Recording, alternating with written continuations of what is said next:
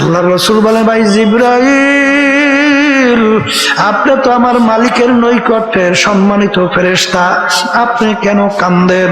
জিবরাইল আলাইহিস সালাম বলেন, হে আল্লাহর রাসূল, ইবলিস তো মালিকের ফেরেশতা ছিল, তার ব্যাপারে আমার মালিকের কি সিদ্ধান্ত হইল?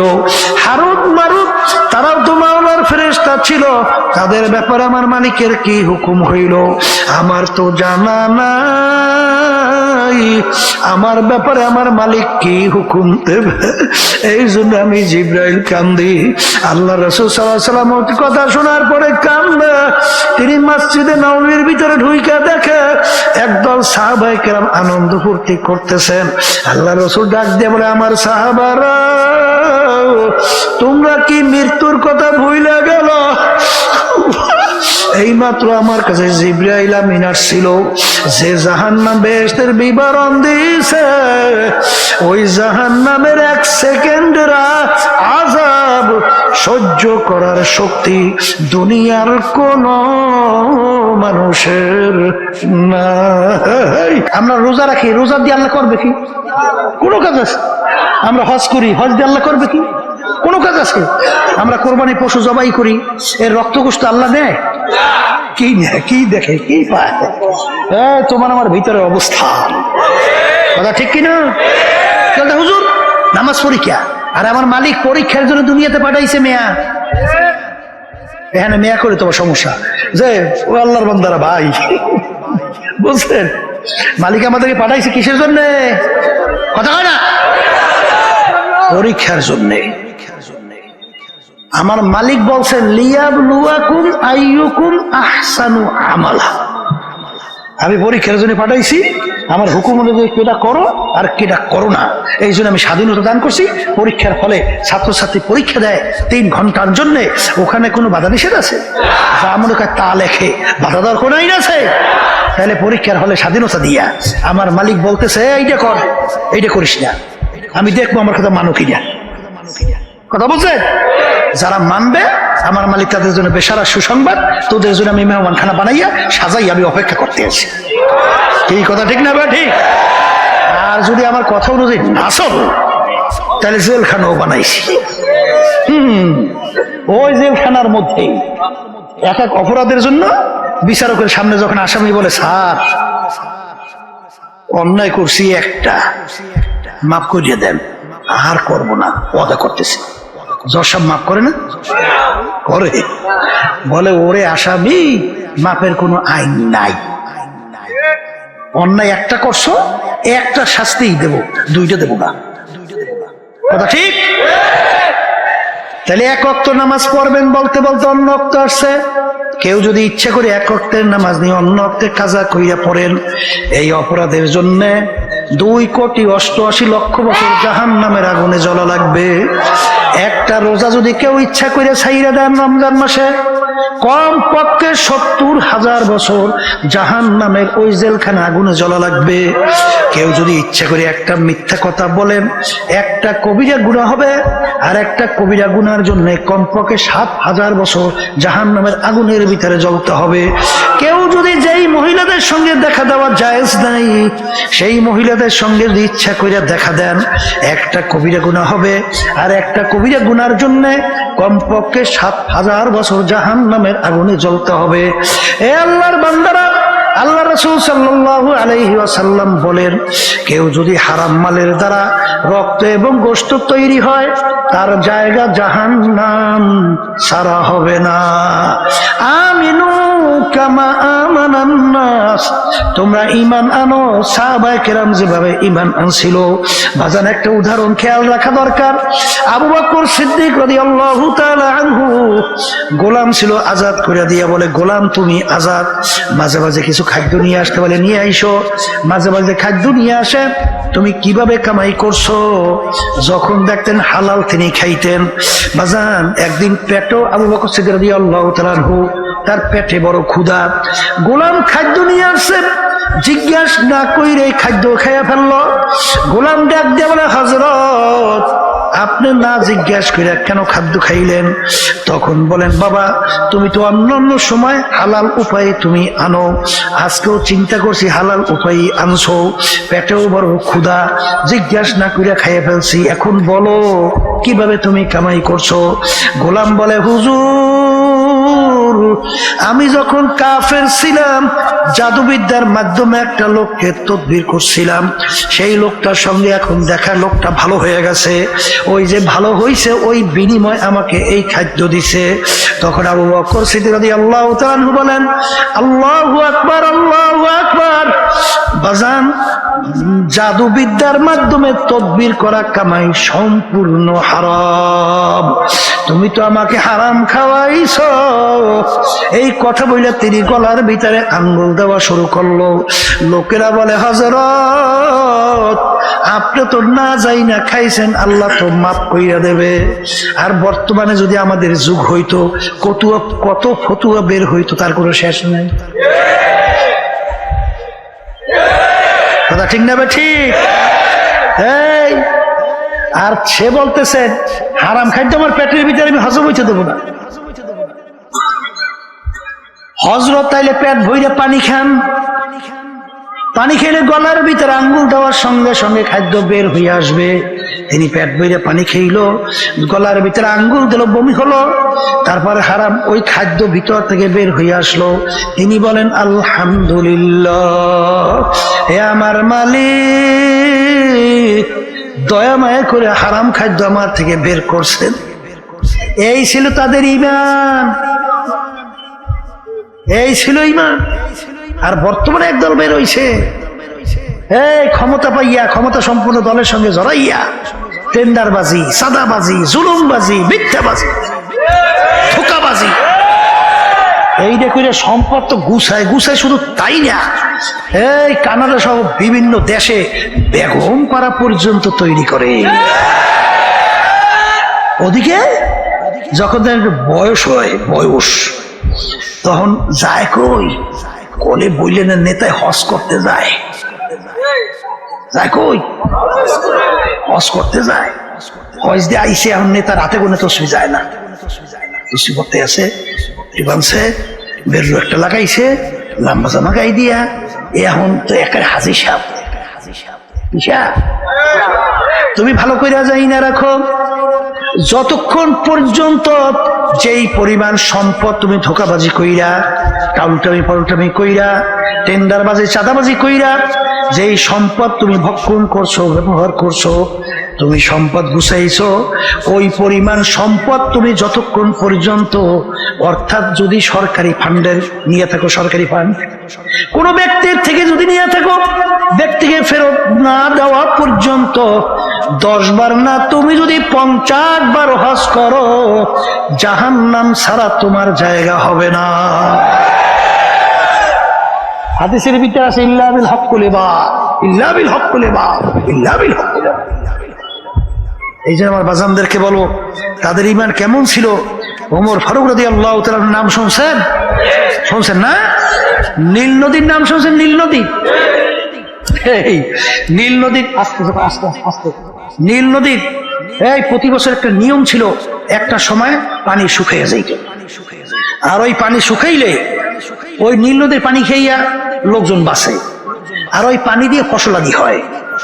পানি শুকিয়ে গেলে মানুষ সব শেষ, কিন্তু করা লাগবে কি, একটা সুন্দরী যুবতী, একটা মেয়েকে ওই নীল নদীর ভিতরে বলি দেওয়া লাগবে, বলি বলেন সবাই, তাহলে নীল নদীর পানি জারি হইত, চালু হইত।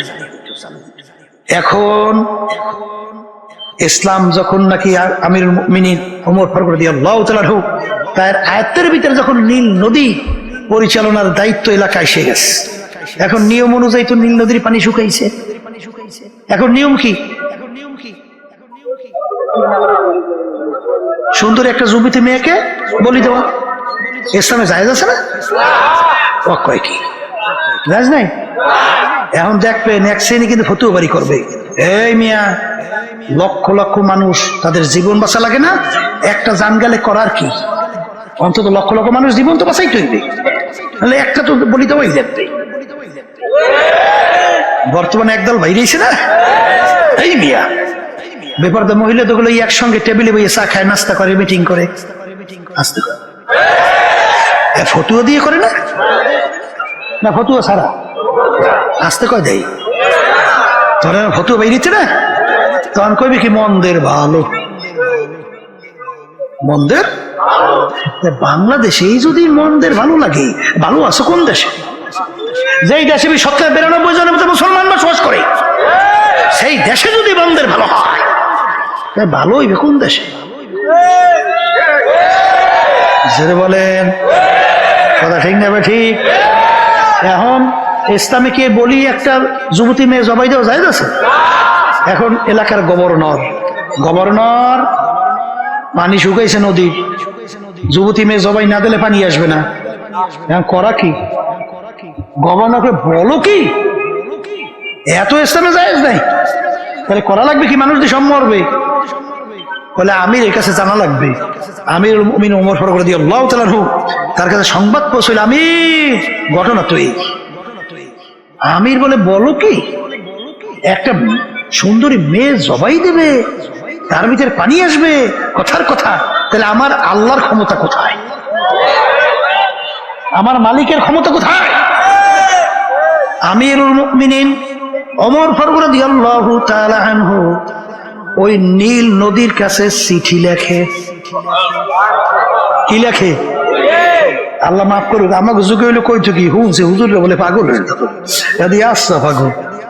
নদীর কাছে চিঠি লেখে, হ্যাঁ পাগলামি না? ভালো পাগলামি না? নদীর কাছে চিঠি লেখে, নীল নদী, তুমি যদি আল্লাহর হুকুমে জারি হও, তুমি জারি হইয়া যাও, আর যদি আল্লাহর হুকুমে জারি না হও, তোমার পানি আমাদের লাগবে না। Direct action. চিঠি নিয়ে নদীর ভিতরে ফেলাই দিল। যখন চিঠি নিয়ে নদীর ভিতরে ফেলাইল, কথার কথা, পানি ফালাইতে চিঠি দেরি, সুমসুম কইরে পানি আইসা নীল নদ পরিপূর্ণ পানি। ওই যে নীল নদী বর্ষে আসুদ আর শুকায় নাই, এর নাম হইল ঈমান। কথা বুঝেন? ওয়ালা নাবলুয়ান্নাকুম, আমার মালিক বলেন অবশ্যই আমাদের তোমাদেরকে পরীক্ষা করবই করব।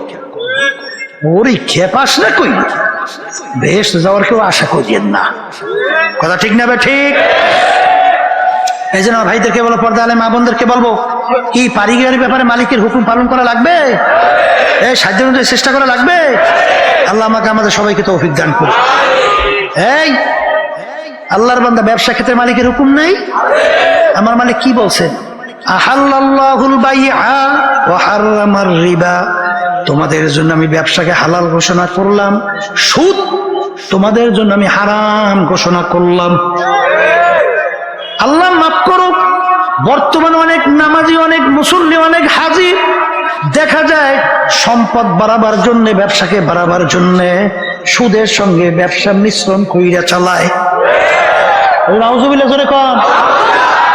যার ভিতরে ঈমান আছে, যে পরকাল বিশ্বাস করে, যে আল্লাহকে বিশ্বাস করে, সুদের ৭০টার মতো গুনাহ, এর ভিতরে ৭০ গুনাহ নাউজুবিল্লাহ, ঘৃণা জমাবার জন্য মায়ের সাথে অপকর্মের চেয়েও ঘৃণিত গুনাহ হলো ৭০ গুনাহ। এত বড় ভয়াবহ গুনাহ সুদের। হারামে আরাম আছে? আপনাদের এলাকায় সুদ তো থাকারই কথা, আমাদের এলাকায়ও আছে। যেই করে সুদের সাথে জড়িত, আমি পরীক্ষা করে দেখছি ১০০টার মধ্যে ১০০টা অশান্তি,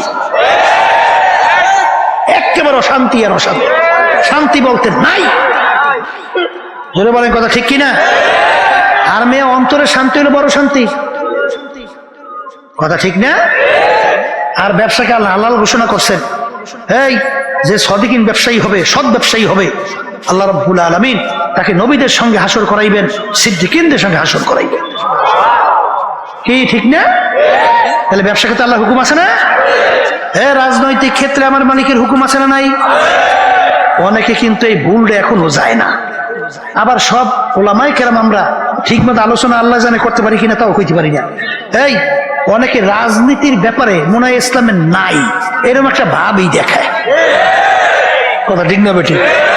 আমি বাজানদেরকে সংক্ষেপে বলি, এই আমরা নামাজ পড়ি কার হুকুম পালন করি? আল্লাহ কি বলছেন? আকিমুস সালাহ। নামাজ পড়তে কইছে না প্রতিষ্ঠা করতে কইছে? কি করতে কইছে? প্রতিষ্ঠা করতে কইছে। আচ্ছা, এই জন্য আমরা নামাজ পড়ি না? তাহলে মালিক যে বলছেন তোমরা নামাজ প্রতিষ্ঠা করো, সেই মালিকই তো কোরআনুল কারীমের বলছেন আকিমুদ্দিন। তোমরা দিন কি করো না? আল্লাহ বলছে তুমি নিজে ব্যক্তি দিন অনুযায়ী চলো, এটা বলছে।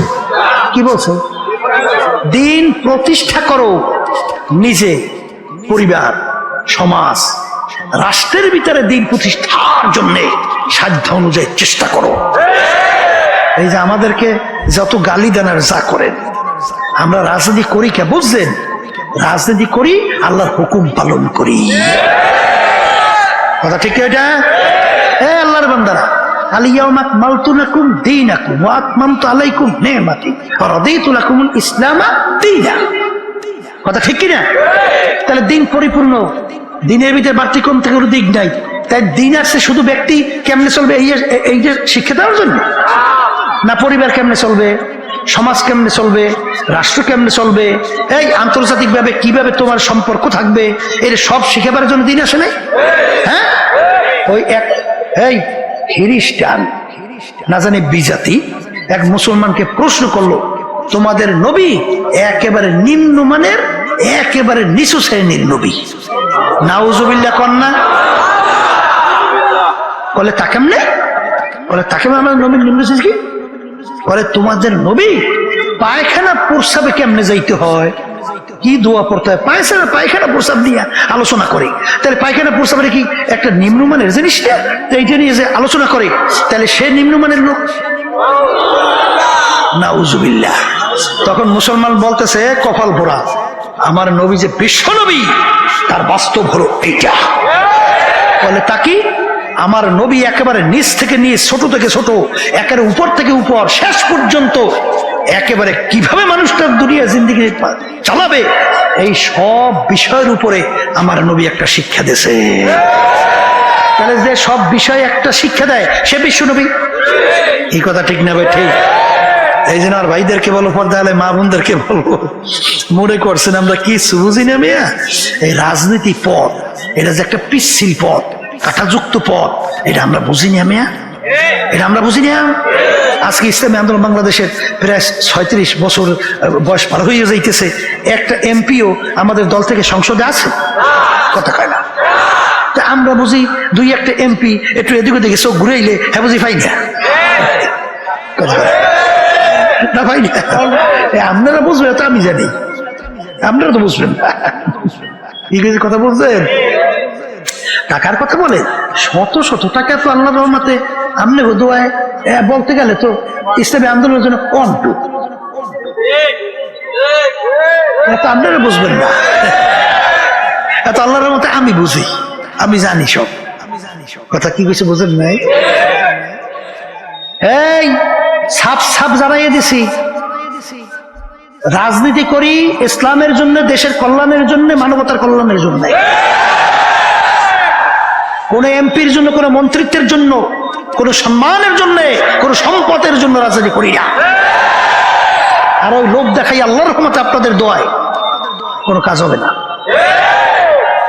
আলোচনা করতেছিল তখন আমি বলতেছিলাম কিছুদিন আগে, আমি বলছি এখন যদি ঘোষণা করেন আপনি প্রধানমন্ত্রী, এটা যদি এখন ঘোষণা করেন আমি কি প্রধানমন্ত্রী, আল্লাহর রহমতে আপনাদের দোয়ায় এখন যে আমার দিলের হালত, প্রধানমন্ত্রী ঘোষণা করার পরও আল্লাহর রহমতে এক কিঞ্চিত গুণ হয় নড়চড় হবে না ইনশাআল্লাহ,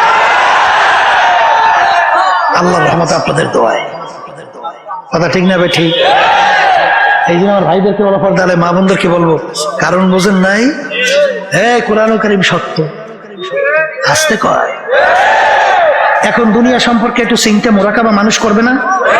আখিরাত সম্পর্কে একটু মোরাকাবা চিন্তা মানুষ করবে না? হাকিকত সে তো দুনিয়া বেখবর হ্যায়, দুনিয়া কি নুমাইশ পর নজর হ্যায়। হে বাদশার দলেরা, বড় লোক আমার বাজানরা, হে বড় বংশের আমার বাবারা, হে সৌন্দর্য বিভিন্ন কায়দায় সম্মানিত আমার বাবারা, হে মেম্বার চেয়ারম্যান এমপি মিনিস্টার আমার বাবারা, হে পীর মুফতি মুহাদ্দিস আমার বাবারা, হে বড় বড় সম্পদের মালিক আমার বাবারা, মাঝে মাঝে একটু চক্ষু বন্ধ করো, একটু মুরাকাবা করো, একটু চিন্তা করো। ফেরাউন মাওলার সঙ্গে চ্যালেঞ্জ দিয়া খোদাই পর্যন্ত দাবি করছিল বাজান, এত বড় শক্তিধর দুনিয়ার ভিতরে থাকা অবস্থায় বনি ইসরাইলের ছেলে সন্তানগুলো ধৈরা ধৈরা জবাই করছিল। এত বড় শক্তিধর জালেম, আরে ওকে আমার মালিক দুনিয়া এত আরামে রাখছিল। ইতিহাসের ভিতরে দেখা যায় 750 বছর পর্যন্ত এর ভিতরে একটু সর্দি জ্বর হয় নাই। এত আরামে আমার মালিক ওকে দুনিয়ায় রাখলো। ওর এত বড় পাওয়ার, আমার মালিক ওকে এমন ক্ষমতা দান করলো, নীল দরিয়ার পানি ওর কথায় ভাটা জোয়ার হয়। আর ওর বাড়ির দরজায় এমন একটা গাছ ছিল, যেই গাছের পাতা যেগুলো রোগের নিয়াত করে খাওয়ার সঙ্গে সঙ্গে রোগ ভালো হয়ে যাইতো। এত বড় শক্তিধর। যখন ওর হায়াতের বেড়া পার হইয়া গেল, আমার মালিক ওকে নীল নদীর ভিতরে ফালাইয়া এরপরে চুবাইয়া চুবাইয়ার পর আমার মালিক মারছে। যে বলে কথা ঠিক না বেঠি? সাদ্দাত মাওলার সঙ্গে চ্যালেঞ্জ করলো, আরে মালিকের বেহেশতে যাবে না, ওর কথিত নতুন বেহেশত তৈরি করলো। সাদ্দাদের বেহেশত কমপ্লিট দেখার জন্য দলে বলে যখন গেল, যাইয়া দেখে বেহেশতের দরজায় বাজান বুড়া দাঁড়াইয়া আছে। এই বুড়াটা কে? বুড়া ডাক দিয়া বলে, সাদ্দাদের আমি আজরাইল আছি তোর জান কবজ করার জন্য। আস্তে জানটা নিয়ে গেল, ধক্কা জমিনে পইরা রইল। ওই সাদ্দাদের সম্পদ, কই সাদ্দাদের সম্মান, কই সাদ্দাদের বেহেশত? এখন তাকাইয়া দেখো, সাদ্দাত ধারাশ হইয়া দুনিয়ার ভিতরে জমিনের ভিতরে পইরা রইল। বাজান ইতিহাস পইরা দেখো, তাম দুনিয়ার মোট 4 জন লোক রাজত্ব করলো। এর ভিতরে 2 জন মুসলমান, 2 জন অন্য জাতি। এর ভিতরে বাদশা সিকান্দার, ইস্কান্দার বাদশা যাকে বলা হয়, ইন্তেকালের আগে ওসিয়ত করছিল, আমার মৌতের পরে গোসল করাইয়া কাপড় পরাইয়া হাত বাহিরে রেখে খাটের ভিতরে উঠাইয়া শহর ঘুরাইয়া দাফন করিও। তিনি বললেন, কেন? যে তামাম দুনিয়ার মানুষ দেখবে, তামাম দুনিয়ার বাদশাহী করলাম, কিন্তু আমি যখন কবরে রওনা করলাম, একেবারে 2টা খালি হাত নিয়ে কবরে রওনা করলাম, আর কিছুই নিতে পারলাম না। এ বড় লোক আমার বাবারা, কার জন্য জীবন শেষ করতেছো? কোন দলের জন্য, কোন নেতা নেত্রীর জন্য? একটু মাঝে মাঝে চক্ষু বন্ধ করো, মুরাকাবা করো। বাজান আমি ফরিদপুর গেছিলাম, একজন আমাকে বলতেছিল, হুজুর এই ফরিদপুরের এলাকায় বড় ধনী মানুষ, সে যখন মারা গেল যত অন্ধকার হইয়া আসতেছে, ঘরের ভিতর থেকে ডাক দিয়া বলে তাকে রাত্রে ঘরে রাখা যাবে না। ছোট ছোট বাচ্চারা মরা লাশ দেখলে ভয় পাইবে। মসজিদের ভিতর থেকে খাট বের কইরা তাকে খাটের ভিতরে উঠাইয়া সারা রাত নিয়ে মসজিদের বারান্দায় ফালাইয়া রাখলো। তার কষ্টের কামাই করা টাকার বাড়ি তাকে জায়গা দেয়। হে বড় লোক আমার বাবারা, আর দুনিয়া দারুল মেহনে ওয়াল বালা, দুনিয়া বালা মুসিবতের জায়গা, কষ্ট ক্লেশের জায়গা। বাজান এই গরম, এই ঠান্ডা, এই ছেলে কথা শুনে না, মেয়ে কথা মানে না। বাজান রোগ ব্যাধির কোনো শেষ নাই, বাজানের আরে শত্রু মৃত্যুর কোনো শেষ নাই। এরকম করতে করতে করতে করতে হরদার একদিন তোমার বাড়ির পাশের মসজিদের মাইকে ঘোষণা হইতে থাকবে, বাড়িওয়ালা নাই রে বাড়ি, নাই রে দুনিয়াতে। হে বড় লোক আমার বাবারা, হে পর্দার আড়ালের মা বোনেরা, দুনিয়ার ভিতরে কোন দুনিয়ার পিছনে পড়ছো? হাকিকত সে তো দুনিয়া বে খবর হ্যায়, দুনিয়া কি নুমাইশ पर नजर है। বাজার কিছুদিন আগে দেখছিলা এক বড় ধনী ব্যাংকার মারা যাওয়ার পরে দুই ছেলে তার দাফন কাপড়ের ব্যবস্থা না কইরা তার লাশ নিয়ে গাড়ির গ্যারেজের ভিতরে ফালাইয়া রাখলো। বাজান দুই ছেলে বাপের রাইখে যাওয়া সম্পদ নিয়ে মারামারি করে, কাটাকাটি করে, ঝগড়া করে, কার চেয়ে কে বেশি সম্পদ নেবে। ওদিকে বাপের লাশ ফুইলা পয়সা যায়, দাপন কাপনের কোনো খবর নাই। এলাকার লোকজন চাঁদা ধইরা তারপর তার দাপন কাপনের ব্যবস্থা করলো।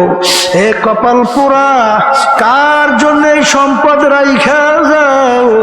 সন্তান যদি দিনদার আল্লাহ ওয়ালা না হয়, সন্তান তোর জন্য তোর কবরের পাশে যাইয়া দুই হাত তৈলা দুই চোখের পানি ছাইরা আমার মালিকের দরবারে রব্বির হামহুমা কামা রব্বায়ানি সগীরা, তাও বুঝি তোর কপালে জুটবে না রে কপাল পোড়া। এ কবরের যাত্রীরা, দুনিয়ার ভিতরে এমন কোন জাতি নাই যেই জাতি পরকাল বিশ্বাস করে না। হিন্দুরাও করে, খ্রিস্টানরাও করে, অন্যান্য বিজাতিটাও করে, কিন্তু মুসলমান আমরাও করি। কিন্তু বাজান আজ পর্যন্ত মুসলমান জাতি ছাড়া অন্য কোন জাতি দুনিয়ার মধ্যে বুক ফুলাইয়া গলা টান কইরা কেউ কিন্তু দুনিয়ায় টেকতে পারে নাই। আমরা মুসলমান জাতি গলা ফুলাইয়া বুক টান কইরা আজকে দুনিয়ার ভিতরে চ্যালেঞ্জের মাধ্যমে বাইচা আছি। কপাল পুরোনো, ভালো কইরা মনকে বুঝাও। আজকে মুসলমানের ঘরে জন্মগ্রহণ কইরা খোদা না কাস্তা, খোদা না কাস্তা কিয়ামতের ময়দানে যদি জাহান্নামের শিকল হাতে পায় লাগে, এর সে কপাল পুরার সারে জাহানে হইতে পারে। এই যে আমার বাজানদেরকে বলবো, পর্দা আলে মা বোনদেরকে বলবো, বাজান দুনিয়া কিন্তু খুব চাকচিক্যময়। বাজান জিবরাইল আলাইহিস সালাম আল্লাহ রসুলের সঙ্গে দেখা করার জন্য আসলেন। আল্লাহ রসুল বলেন, জিবরাইল আমার ভাই, আপনাদের কোন সময় সচরাচর আসেন না, এরকম সময় কেন আসলেন? আল্লাহ জিবরাইল আলাইহিস সালাম বলেন, আল্লাহ রসুল আমার মালিক আমার বেহেশত জাহান্নাম দেখাইছে, ভিতরও দেখাইছে, বাহির পাশও দেখাইছে। হে আল্লাহর রাসূল, বেহেশতের চতুর্পাশে কাটার বেড়া, জাহান্নামের চতুর্পাশে মনোরম ফুলের বাগান।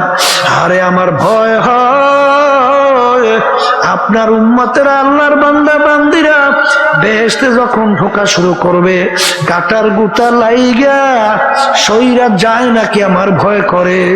আর জাহান্নামের চতুর্পাশে যেভাবে ফুলের বাগান তৈরি করা, এমন মনোরঞ্জন, ওই বাগানে ঢুকলে আর বের নাও হইতে পারে, আমার ভয় করে। আর এই কথা বইলে জিবরাইল আলাইহিস সালাম কান্দেন। আল্লাহর রাসূল বলেন, ভাই জিবরাইল, আপনি তো আমার মালিকের নৈকট্যের সম্মানিত ফেরেশতা, আপনি কেন কান্দেন? জিবরাইল আলাইহিস সালাম বলেন, হে আল্লাহর রাসূল, ইবলিস তো মালিকের ফেরেশতা ছিল, তার ব্যাপারে আমার মালিকের কি সিদ্ধান্ত হইল? হারুত মারুত তারাও তো মাওলার ফেরেশতা ছিল, তাদের ব্যাপারে আমার মালিকের কি হুকুম হইল?